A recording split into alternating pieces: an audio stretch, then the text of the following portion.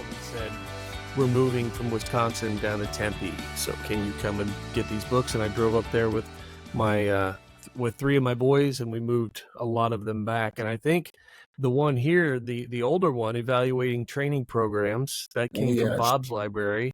Yeah. The other one I bought on my own. But Jim Kirkpatrick joins Lessons from Learning Leaders today. Thank you for being here. I appreciate it. My pleasure. So first of all, tell me about yourself. For those who may the strange folks in the learning and development industry who's never heard the name Kirkpatrick, tell me about yourself. Well, I grew up in Wisconsin. I was the oldest of four children to Fern and Don Kirkpatrick.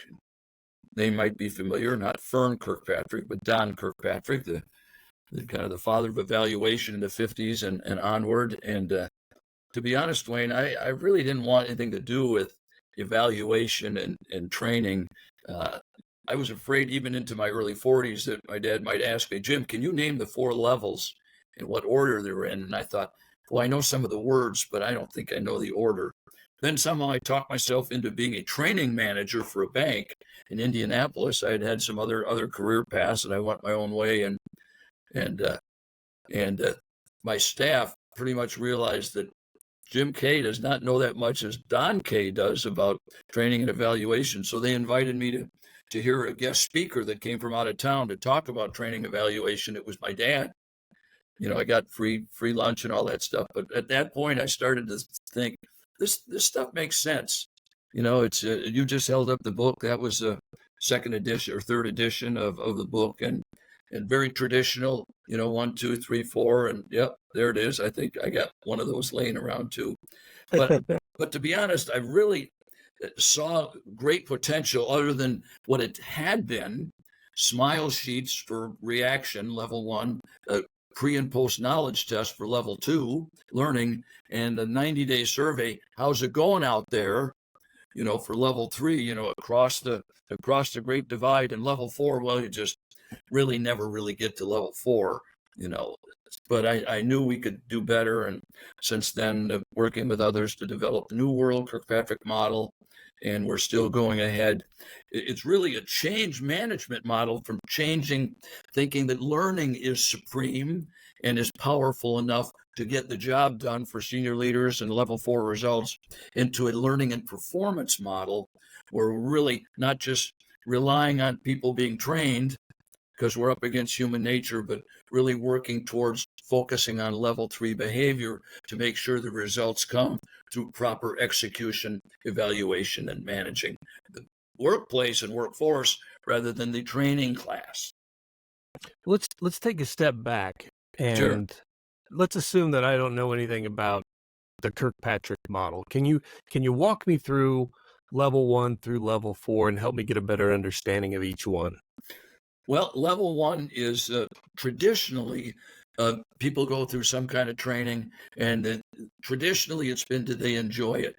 Well, level 1 really to us is, did they were they involved in it? You know, did it hold their attention in whatever form it was, and did they find relevance? You know, this can be meaningful to me. Well, so that sets the table then for level 2 learning, because if you're in a situation where you are involved, whether it's YouTube or whether it's instructor-led or whatever form it is, if you are involved and you're finding some relevance to your life or to your work, you'll probably learn something. And that learning is level 2 learning. And it doesn't happen very easily without good level 1, you know, making sure the table is set.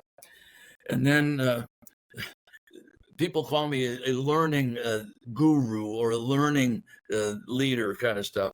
Lifelong learner. I'm not much for lifelong learning. I'm more into lifelong doing and adventure.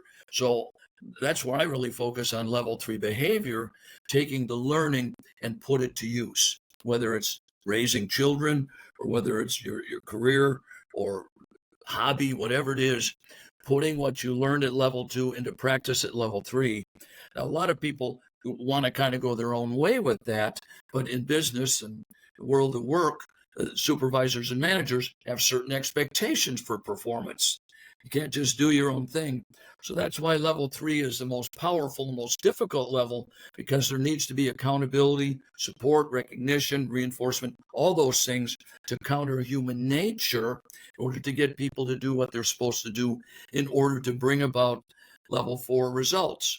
And results in our world is not just did something work or not at the very end, but is it working along the way? Are we seeing progress? Are we seeing, the leading indicators and signs of traction that ultimately lead up to level 4 results? But the whole concept is very dynamic. It's very fluid and ongoing, rather than just we're going to give them a survey after training. We're going to test them. We're going to ask them how they're doing after 90 days, and then we're going to say, did you see any results? It's a much more dynamic model than what it's pretty much been made out to be. You mentioned something in there that I wanted you to build out on, where you said going counter to human nature, where you're talking about level 3 evaluations. What do you mean by that?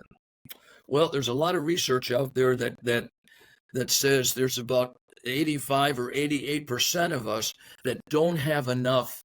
I'm one of them, by the way, don't have enough inner discipline.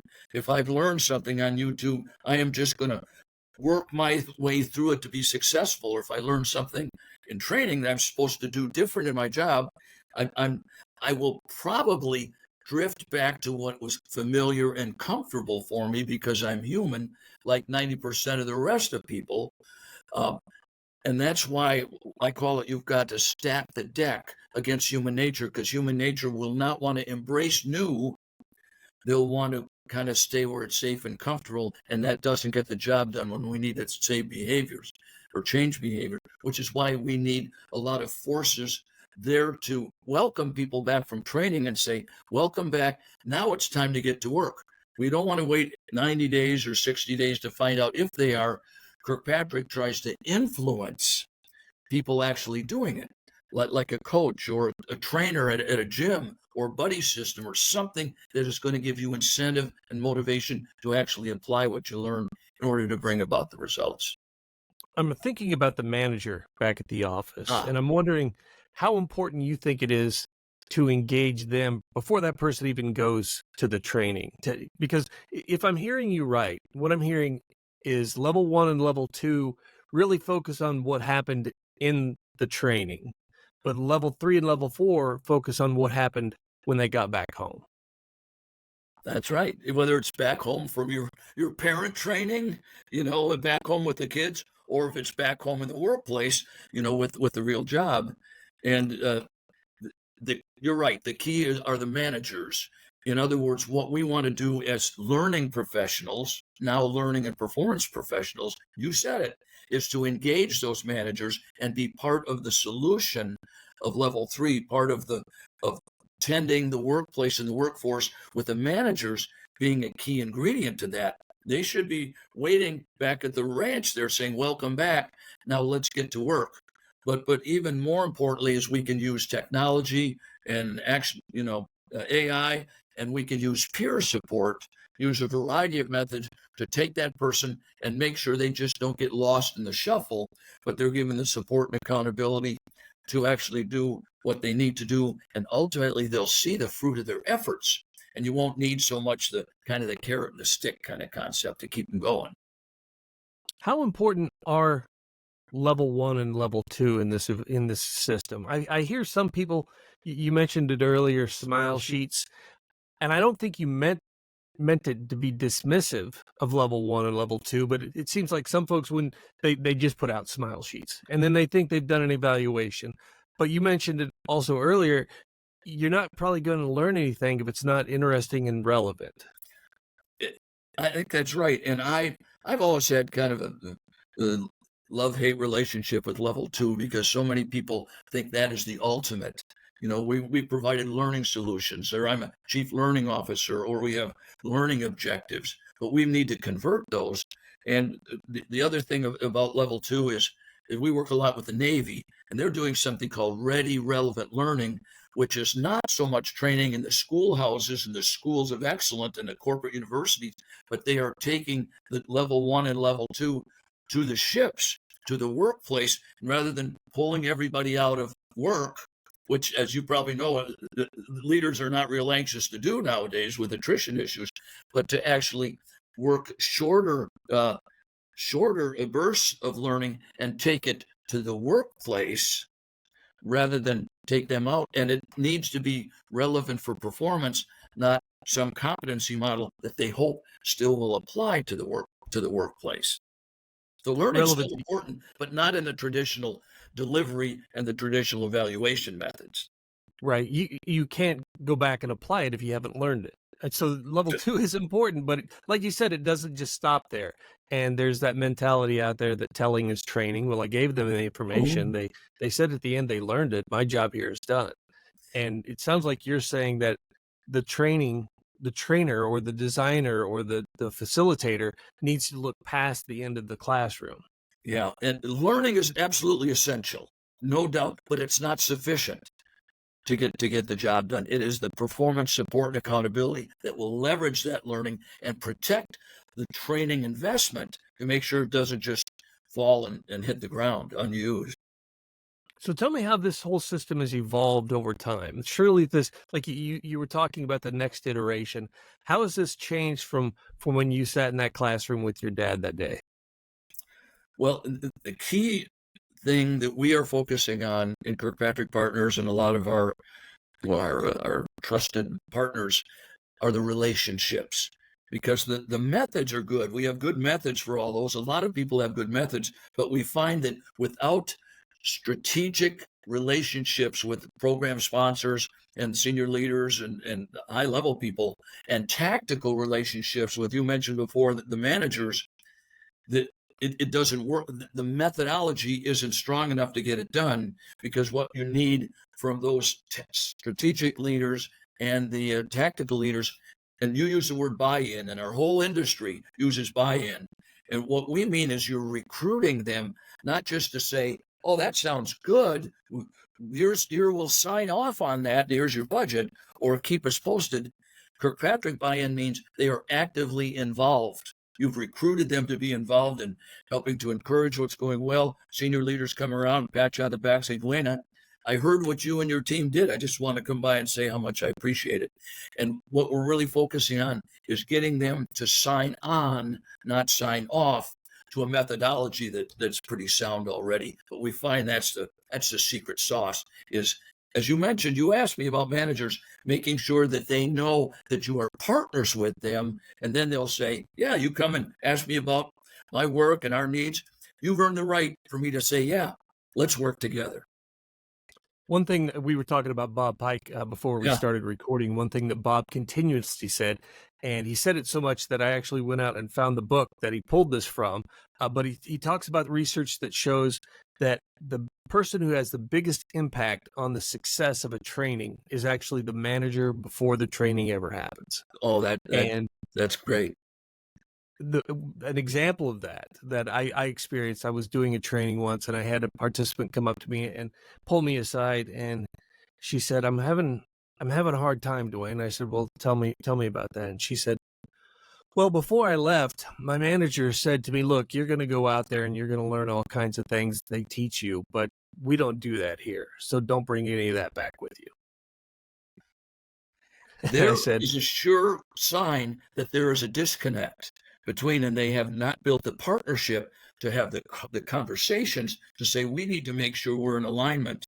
And typically, learning is a little behind the times in what the new performance expectations are in such a fast changing world. one thing that I did over the past probably month, and this takes a lot of time, and it could be why some folks don't do it. It genuinely took a lot of time, but I have probably 35 supervisors that I work training their staff, and Okay. I did half-hour calls with all 35 people to say, Separately. I separately. Wow. I said, I need you to understand. I want you to understand what it is we're teaching your folks, because everything's changed so much over the last 7 months. There's a misconception about what we're being taught, and I want you to know the most updated knowledge that there is, so you know what you're sending your folks out here for. And what I got after that, and the reason I went individually, because you seem surprised when I said that. What we were doing was whenever we'd have folks come to us for training, we would hold a call with all their supervisors. They're busy people, right? Right. And so that was a Right. call they could easily say, I'm not going to do that. Right. So I said, okay, one of the things I talk about teaching is sales. And I thought what I need to do are have sales calls with these folks and stop treating them as cattle that I can put in one big call, but say, you're important to me. I want to make sure that we're on the same page. And that has had a profound impact on buy-in. And I don't know, is that something you see fitting into what you're talking about now? Well, I'm going to tie that back to what you said. What are the latest innovative kind of things? And one thing we're constantly pushing is do not separate the levels. You know, people talk about, oh, we're going to do a level 1, then we're going to do a level 2, and then 3 is separate from 4. You just dispelled that myth. I listened to what you said, Dwayne. You said what you do is you had those half-hour calls with 30 people, whatever. Okay, right? That was your level 3. That is a behavior that you did. But then you just glided right into level 4. You broke what a lot of people would say the rules because you use the words profound impact.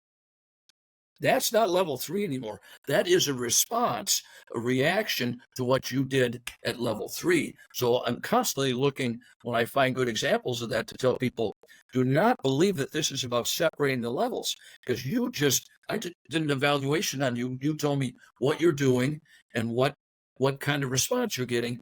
And what we talk about is that's not the ROI. It's not the end in mind, but it is a sign of traction. It's a sign of progress that we then can pass that on to others and senior leaders and say, look, we're doing this and making progress, or you guys did this, and here is how your troops are responding to that. So always trying to connect 3 and 4.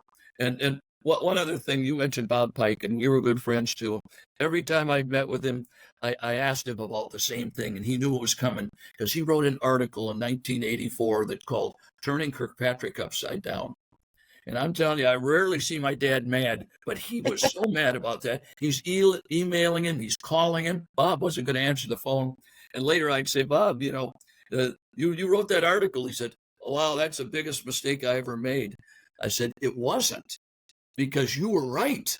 My dad just didn't like the concept of being turned upside down. But what he was saying is you don't start with level 1 and 2 and then 3 and 4. You start with the end in mind, what performance is required to get there, and then what kind of learning, intervention, and support will be required. But he'd always laugh. He'd always go, oh, I wish I hadn't done that. But it was I remember way ahead of his time when he did that. I remember you told me that story, I think maybe a year or two ago when we were first talking, and I mentioned it to Bob one day, and he's like, "Yeah, Oh, Don was really mad. He was he hot. remembered that, didn't he? He did. That was a fun story for him to sit and tell." And I tried to explain it to him. I said, no, he is saying that that the model can be so much more powerful if it's designed, properly with the end in mind and then executed 1 through 4. Well, he didn't listen to me either. He's, no, I don't like being turned upside down.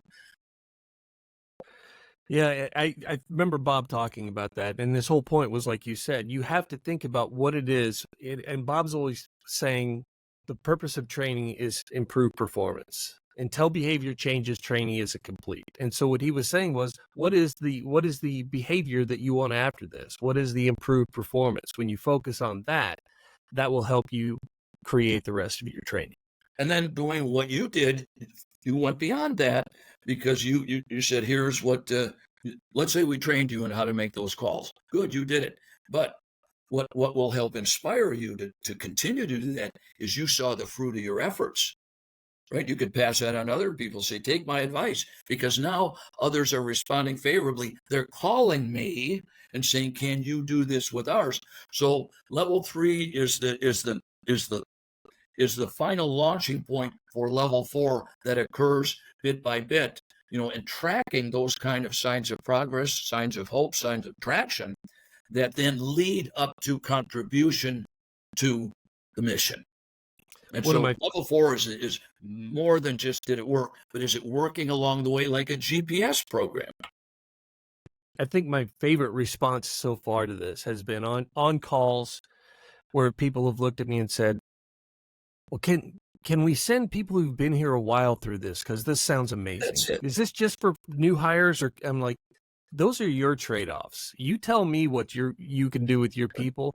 I'm letting you know I have an open door for anyone who wants to come to this. You decide what your people do, not me. So we went from having people saying, I don't know, I don't know if I want to send them to, Yeah. can we send more people?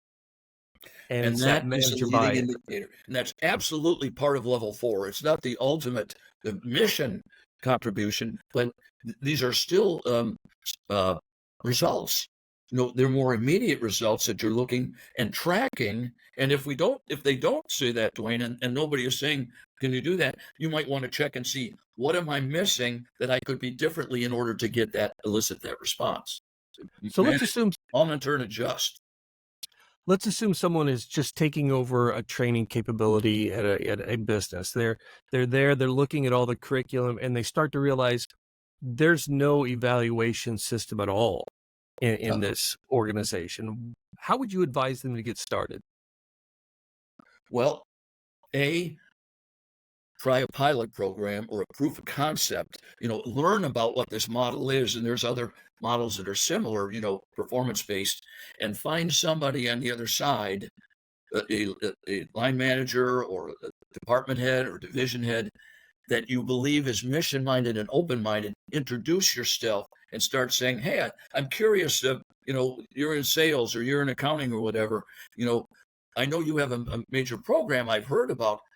Perhaps we can do it better if we collaborate. And they'll say, what do you mean? Well, let's talk about the training that would be provided, but also we won't just abandon you at that point. We will continue to work together to make sure the training sticks and that see results, and make it a kind of an easy scope, not something that's going to take a long time. But the neat thing is you can start to see immediate results during that collaboration. And then hopefully that person becomes an advocate and says, hey, next time a Charlie comes by, I know he's new or Mary's new. I suggest you open the door and listen to him, because I think what they have is a pretty good idea. In fact, I've seen it work. There's some folks who worry that there may be some territorialism, when you go out there and you start dealing with managers. They're like, look, you're in training, stick to training, let me develop my people. Is that something you see common? And if so, how would you recommend dealing with it? Common. In fact, I described level 3, the workplace, with barbed wire around it and electric fence and minefields and do not disturb and danger, because there are a lot of line managers and leaders that think you're going to come in and expose their weaknesses.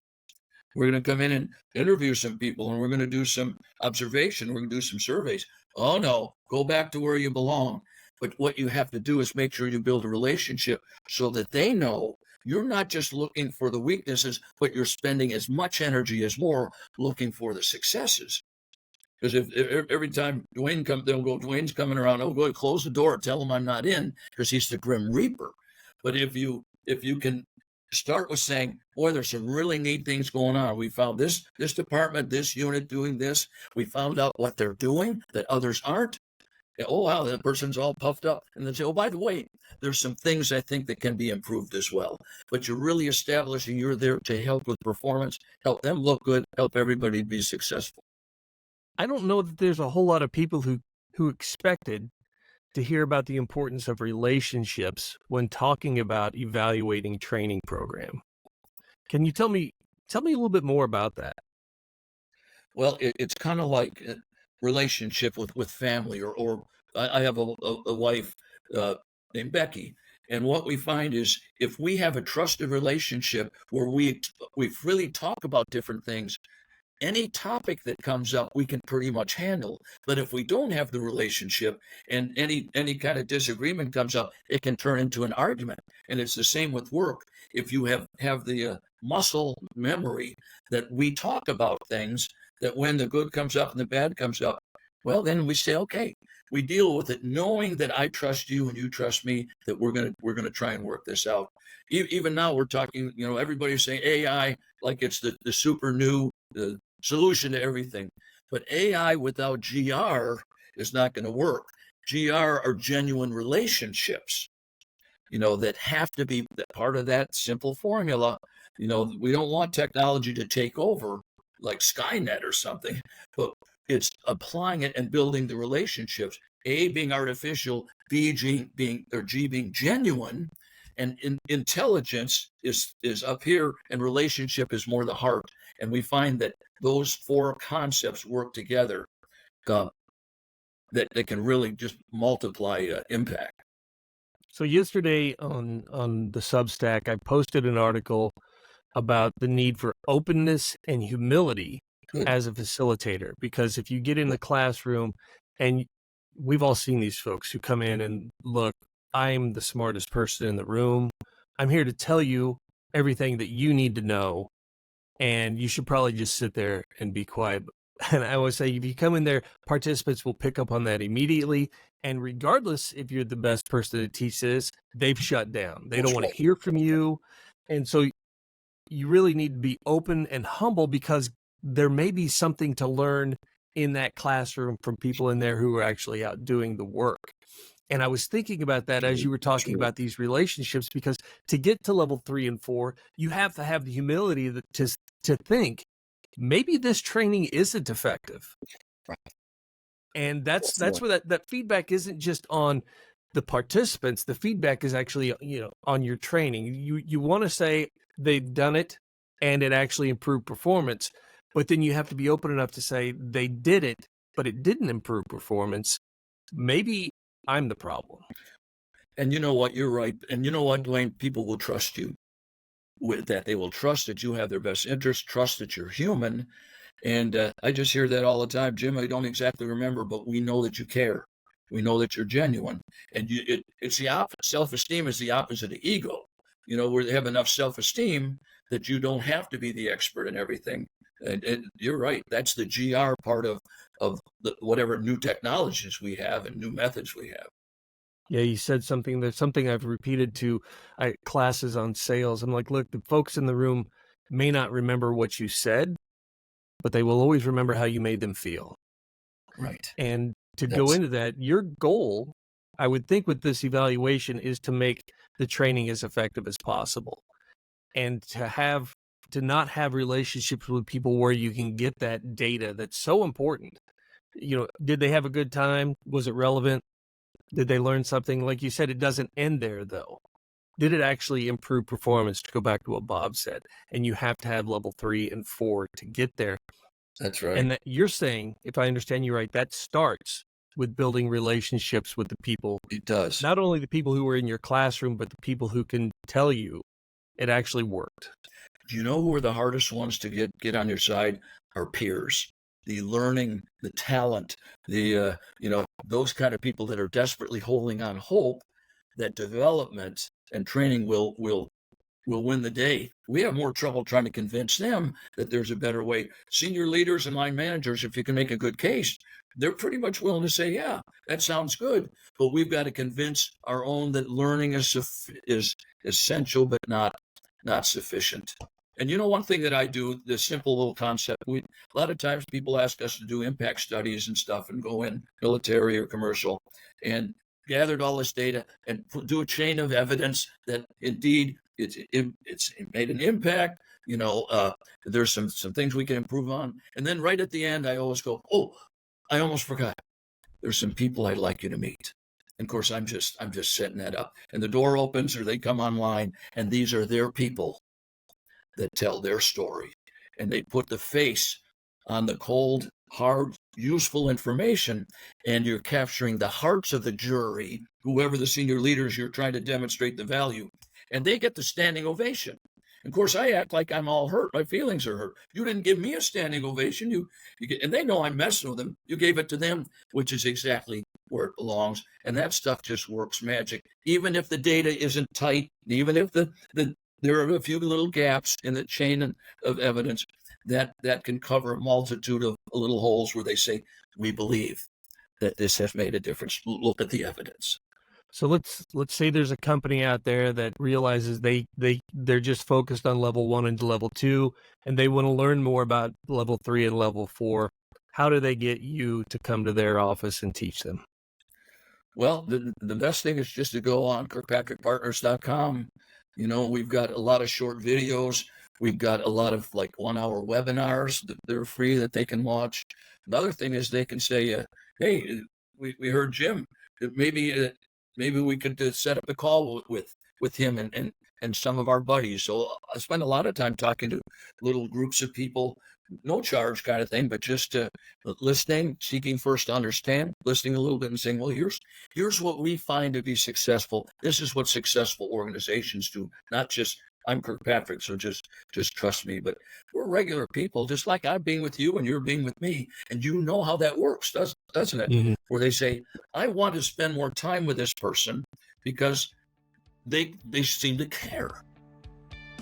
And Yep. you and I both do. So Well, I care about your time. We're at the end of this podcast, and I know you're busy. I want to thank you for taking the time to talk with us today and for teaching us more about how to effectively evaluate our training efforts. Thanks, Jim. all right, Dwayne, been my pleasure.